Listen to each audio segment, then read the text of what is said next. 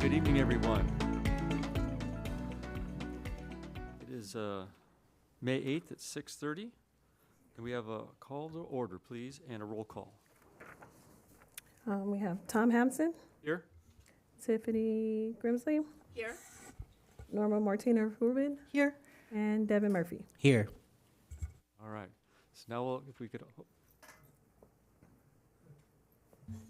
Maybe Director Kelly if sits in it. Not sure if Director Bailey is here today. Is he coming? He didn't RSVP, so we're not aware. I'll come and hang. So.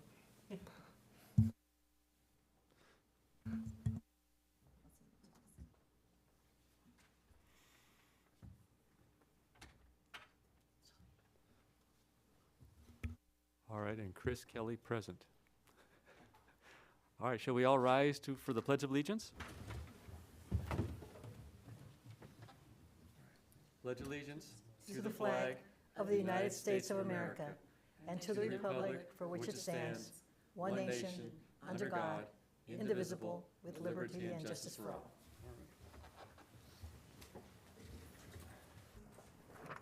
So shall we move to the approval of the agenda? I move to approve the agenda as is. I'll second. All right, we have a motion and a second. All those in favor? Aye. Aye. Anyone opposed? Any abstentions? All right, thank you. Public communications, do we have any public communication? We have none. Consent calendar, we've got 1.0. Anybody like to make a motion for the consent calendar? Move to approve consent calendar. Second the motion? All right, so we have a motion and a second on the consent calendar. All those in favor? Aye. Anyone opposed? Any abstentions? All right. That brings us to 2.0. 2.1, discussion of FY 24-25 adjusted operator budget and proposed 25-26 capital and operations budget. General Manager. Thank you. So first of all, I apologise that we did hope to have our budget to present to you tonight for a draft discussion.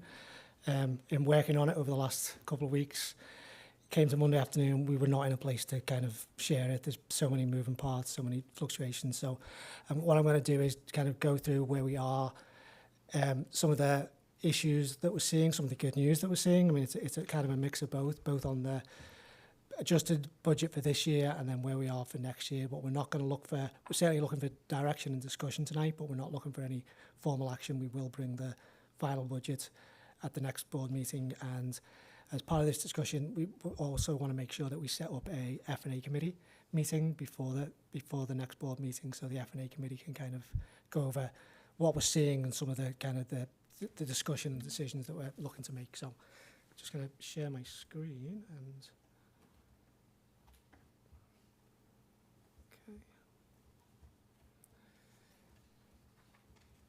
So I am going to use the table the budget in the format that we normally show you, just to kind of go over some of the highlights. So I'm going to start with the purchase transportation. This is it. So I'm going to start with the expenses, the purchase transportation. So as you see for the budget that we proposed and the estimated budget, we're kind of right on track to be where we thought we would be. But it's worth noting that our proposed budget for next year for our purchase transportation, which is basically what we pay MV to operate and maintain the vehicles, we are looking at a potentially pretty significant increase.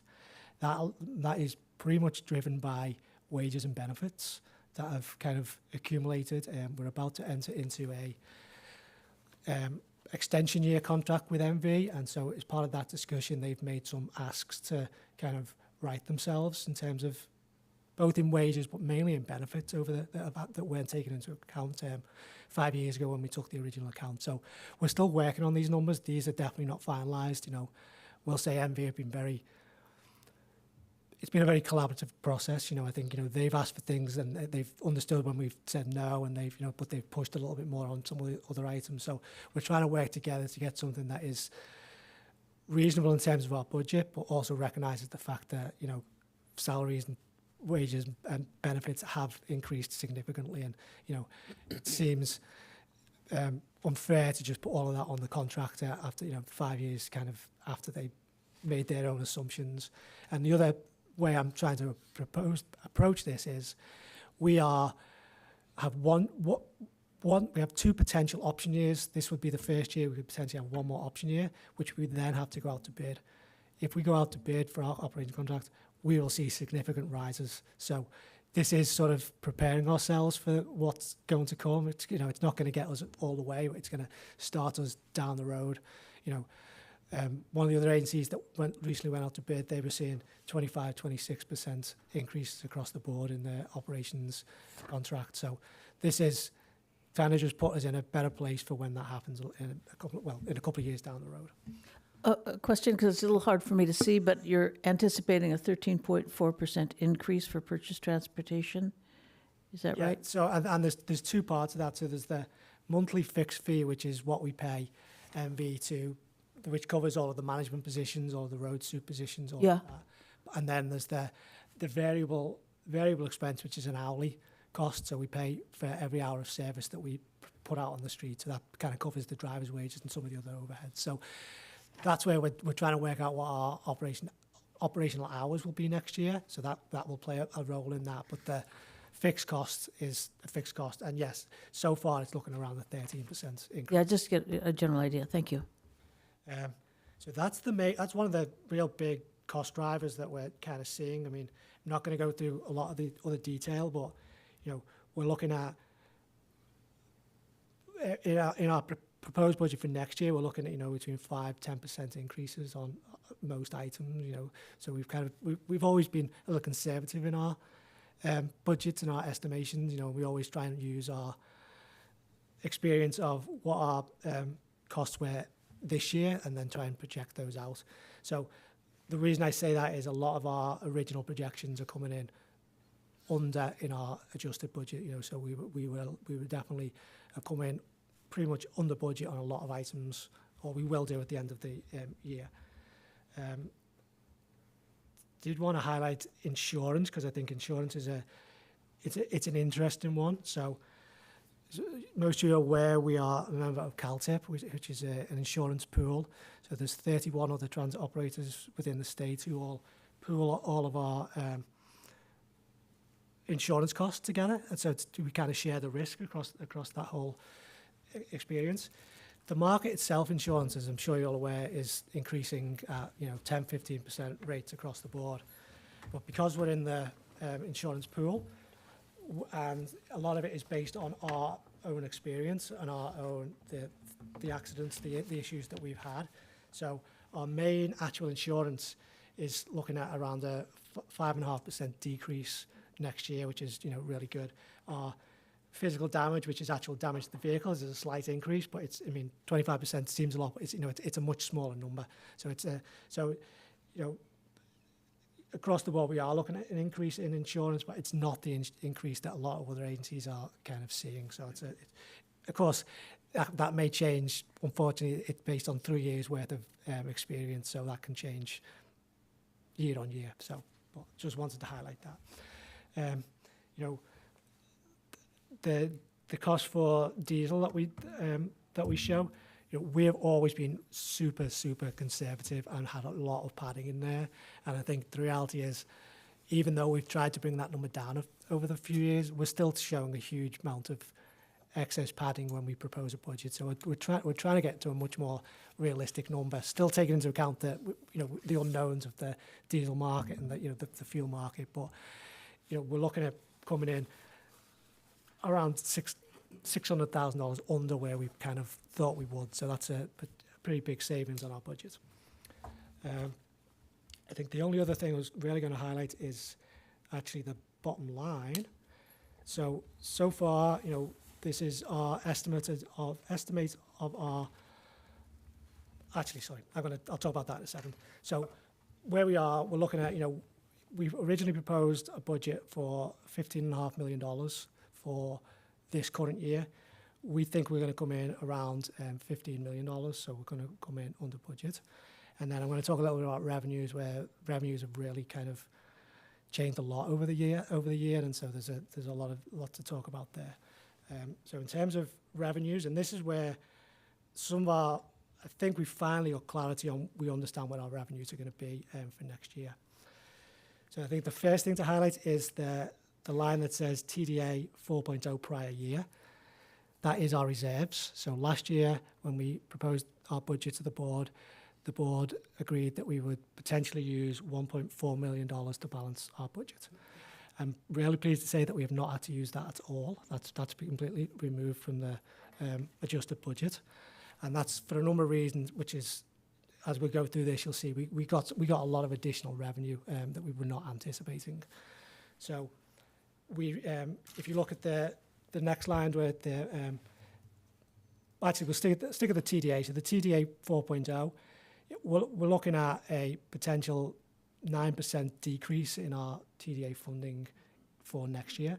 That's our transportation development tax, so it's basically sales tax money. So the projections that we've got from MTC are across the board down on our TDA allocation. Similarly with our SDA allocation, which is the state sales tax, we're looking at it's best not to compare the proposed budget to the estimated actual, because we received significantly more funding that we were not anticipating. But if you even just the comparison between the proposed budget in the SDA revenue-based and the population-based block grants compared to what we proposed in the budget, you can see that it's around a 10% decrease again in those anticipated fundings. Onto Measure J, we've worked a lot with CCTA staff on their projections on Measure J. They're proposing that we use a 0% projection, that we kind of anticipate that revenues will be flat next year. Again, we did receive a little bit more money than we expected this current year, so Measure J has always fluctuated a little bit like that. I think the main other one to talk about is the Regional Measure 3 funding, which is it's a new funding that we've got the last couple of years, and because of the funding issues throughout the region, MTC have not yet fixed on a formula of how to distribute these funds. So the previous year we received just over $1 million. In the budget we proposed last year, we anticipated potentially receiving $600,000. We're actually receiving $2.5 million this year in that funding. So it's a number that made a big difference to our bottom line, because we have to justify spending that money within this year. And then next year we know the MTC have given us a estimate that we will receive just over $600,000 in RM3 money next year. Question about that. So is that RM3 money, is that for operations or for capital? This is all operations. All operations. We're not even going to touch on the capital budget tonight. We have not. Okay. That's going to be a conversation. But MTC has not decided on a formula yet. Correct. So what they've done is, because of the issues throughout the region, and there was the SB 125 money that came a couple of years ago, they've kind of been trying to balance how they spend the SB 125 money, because that can be kept a little bit longer, whereas the Regional Measure 3 has to be spent within the year that it was generated. So there's a little bit of moving money around just to kind of keep people whole. So, okay. I mean, the reality is $2.5 million was right about the amount we can possibly spend. It's really, we couldn't justify spending probably $10 more on the services that we provide for that. So they gave us everything that we could probably spend on that for this year. Okay, thank you. But I think the bottom line, the middle line is the important one. So that's what we anticipate our budget will close at. We're looking at around a $2.5 million surplus. So that's if you remember, that's also not including the TDA reserve funds that we didn't spend. It's also not including the FTA 5307 paratransit funds that we have not drawn down. We don't think we need to. And not including the BART feeder bus deferred funds that we've had on our books for a number of years that we were proposing to use. So we have not used any of those revenues. And just because of the fluctuations and the amount we got in, we still ended up with a $2.5 million surplus.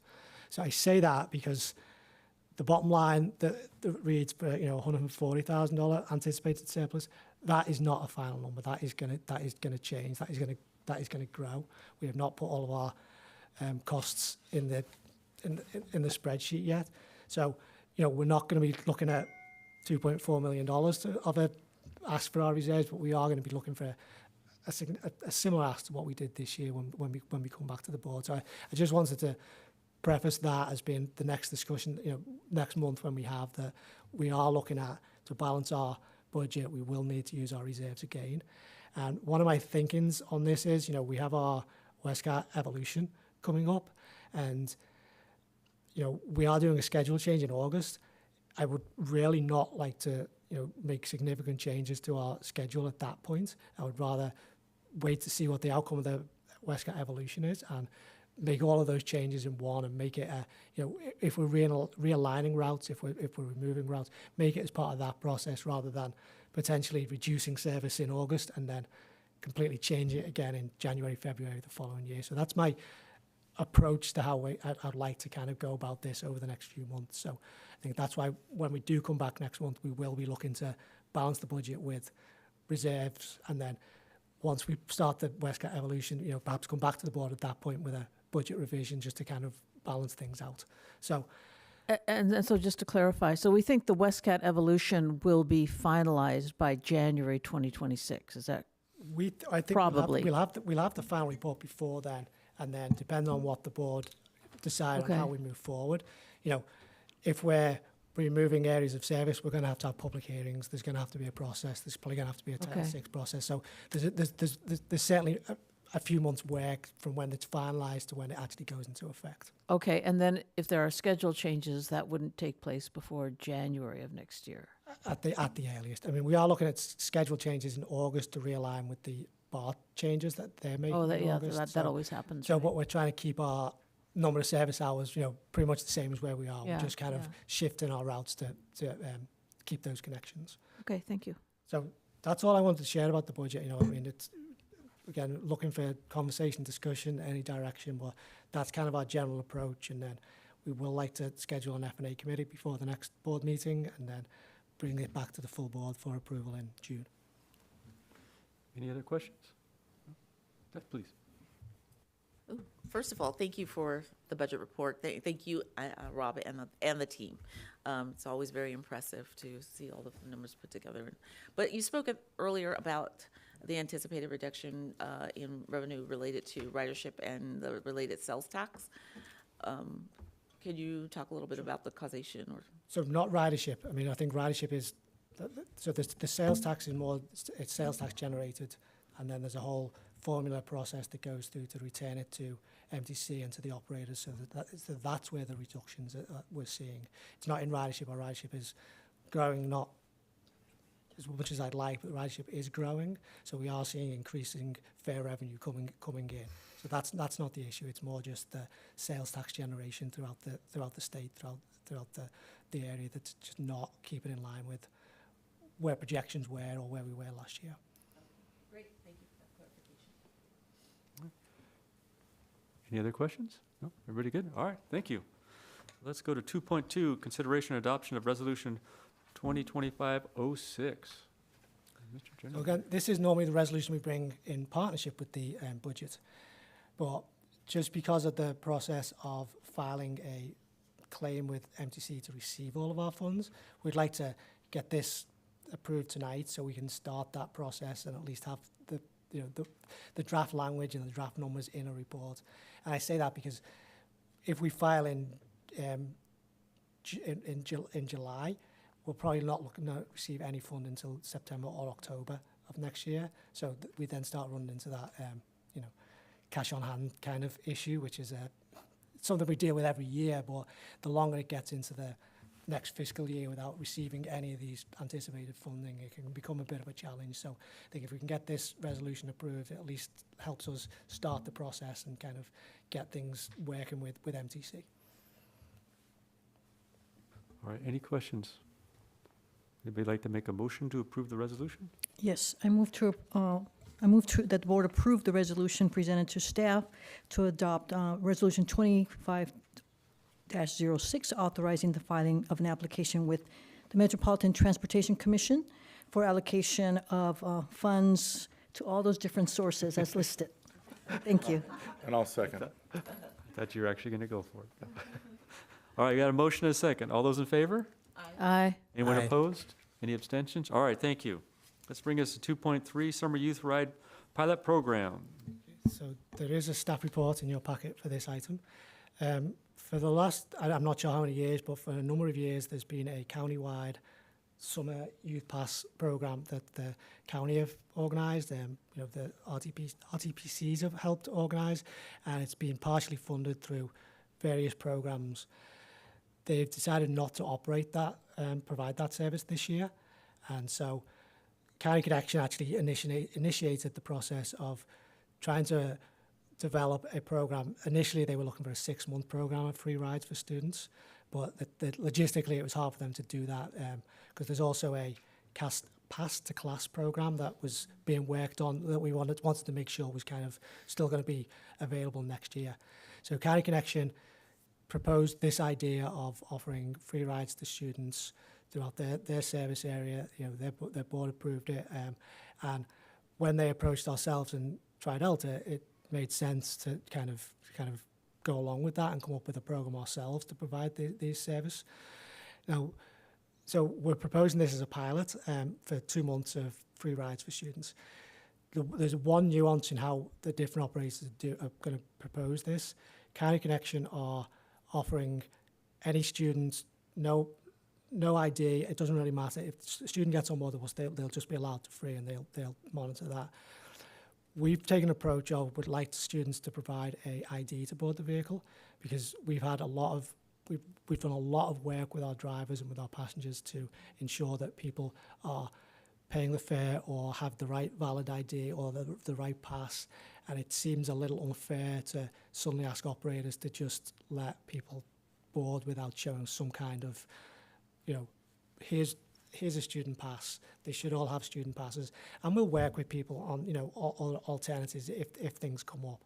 But it just felt that it was important for us to value the work that our operators had done over the last 2 years, because we pushed them hard. We pushed them hard to make sure that they were kind of collecting fares in a responsible, reasonable manner, but to do that and just not letting people. So it's been a work in progress. So I think that's going to be our approach to this. We'll monitor the rides. We'll obviously collect the ridership. We'll report back to the board on that, and it'll be interesting to compare what our ridership looks like to County Connection, who had a much more lenient approach, just to see how the numbers tie out. But we do have funding in place to offer programs like this, so it's not. We've had the funding in place to offer free rides for a number of years, so this will just be utilising some of those funds to provide this program. So for the 2 months in June and July. Question? Okay, so for the summer youth pass, so this is for students of what age? Do they have to be like under 18, or can it include college students? This is under 18 is how we're approaching this. Under 18, so they'd have to have like a student card from their high school, probably, to show to you. Yes. Okay, and then they still get counted, Yes. right? Okay, and then whoever is counting them, are going to have another clicker to say this was a student? No, so we have on our fare boxes, we already have a button for them to press for the summer youth pass. Oh, okay, So okay. it's they're just pressing the same button that they have for the last 6-7 summers to so that's our process to monitor the ridership. Okay. We're also going to do the outreach to the schools to make sure that schools understand that we are going to be asking for this student ID, just to make sure that we don't run into any issues. So we are starting to do that outreach. Okay, great, thank you. Yeah, and Rob, can you speak to? I've never seen the summer youth pass itself. I used to have a summer youth pass in San Francisco for Muni. I'm guessing it doesn't look like that back then. How does it look now? And So the last couple of years they did a wristband. wristband. Okay. Yeah, and I know they've done something in a lanyard. So it's just been a flash pass. It's just been something that they've shown the driver. Okay. So so I guess to maybe not to your point, but they've always shown some form Something. of Thank you. here's why I'm allowed to ride the bus for free. So that's kind of we're just carrying that on. Thank you. That was actually my point I was going to get to, is like they are technically showing something in the previous. I was just wondering, in terms of the process of operations of getting on the bus, sometimes there is lines. Like, is there a reason why we couldn't provide our own form of that pass, even if it looked different this summer, It'd just be really hard to distribute. to distribute? Yeah. Okay. Okay. I mean, just to elaborate, in the past they had to actually apply, go through a process, and there was normally a fee associated. I believe instead of it being a 40, or well, it used to be 3 months, but there used to be like a $20 charge for the pass. yeah. So Yeah. yeah. Okay. Thank you. All right, any other questions? All right, thank you, Rob. So that brings us to committee reports 3.0, 3.1 general manager's report. So, just a couple of items tonight. Tuesday, there was the All Aboard Transit event day, which myself, Director Kelly was there, a couple of our staff members came. So it was a encouragement of people to ride transit throughout the Bay Area. There was a lot of media coverage, and there was a press conference held at the ferry terminal.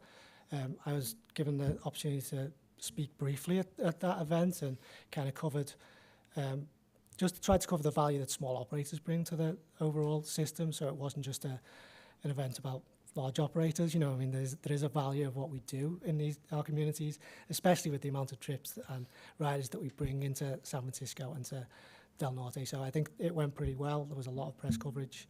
I appreciate Director Kelly kind of coming out and spending the time for that event. And then the only other real item is, you know, there's still a lot of work being done on the regional measure SB 63, the regional ballot measure. There's been some encouraging commentary I've heard in the last few days about small operators and funds for small operators actually being recognised as something that people are starting to understand do need to be part of the process, because a month ago it was all just looking at the big guys and that was it. So there's definitely been some progress in that. I think some of the larger operators have realised that they're not going to be fully funded out of this measure, and so the question's being asked, okay, well, what can you live with? You know, if we're not going to completely fund your deficit, what can you look at? So they're trying to really work on the numbers. And Tuesday of next week, ourselves, County Connection, Tri-Delta, and LABDA are meeting with Senator Arreguín up in Sacramento. So we actually got a meeting directly with the Senator to have kind of put our side of the conversation directly to him. So we've all met with his staff. I've had a number of conversations with his local district staff, which have all been very encouraging. So we're hopeful that meeting will go well next Tuesday. I think that's all I actually have tonight. Thank you. Any questions to the report? All right, that brings up the WCTAC representative report. I was not able to make it. Chris, were you there? Do you have anything you might? There wasn't a WCTAC meeting. Okay. Because they didn't have items to consider. So I think there will be a WCTAC meeting later this month. Mm-hmm. Yeah, but I talked to John Nemeth, and he said, we didn't have anything to talk about, so we got a break. Oh. All right. So that brings us to correspondence. Do we have any correspondence? No. All right. Board communications or item for future board meetings? All right. Please. Supervisor Chanel Scales-Preston has been doing a lot of, Supervisor Chanel Scales-Preston has been doing a lot of meetings in the Hercules Rodeo Crockett area lately, and she used to sit, I believe, on the Tri-Delta board, and she's, I'm saying it wrong, I apologize, I'm really tired today, a long day, wants to visit WestCat and see what we're doing and visit us. So she's mentioned that, and I thought that I would bring that up for us to follow up on that. Director Hanson mentioned that earlier directly to me. So yes, we're definitely going to follow up on that, and we'll happily invite you and Tom to kind of come along with that. All right. I would just like to add that Supervisor Scales-Preston, you know, she's really been coming out here to West County and to talking to Rodeo and to Crockett and to other places. And it'd be great to see her out here at WestCat. I mean, I know she knows about Panola and Hercules, but to see other areas and other public agencies, it's really, really encouraging. It was kind of nice when she was in Crockett, she mentioned actually that I look at this as I'm your mayor, because your government is your county government. So she considers herself the mayor of the unincorporated areas. So she's got to work for the representatives of that area herself. So her and her staff are working real hard for them. So That's nice. really great, you know, and she's got a lot of energy and drive, so I'm really quite pleased. All right. Would anybody like to adjourn? So moved. All right, vote with your feet. Thank you, everybody. We will be coming again in June, was that 12th? At the same time, same place. Thank you, everybody.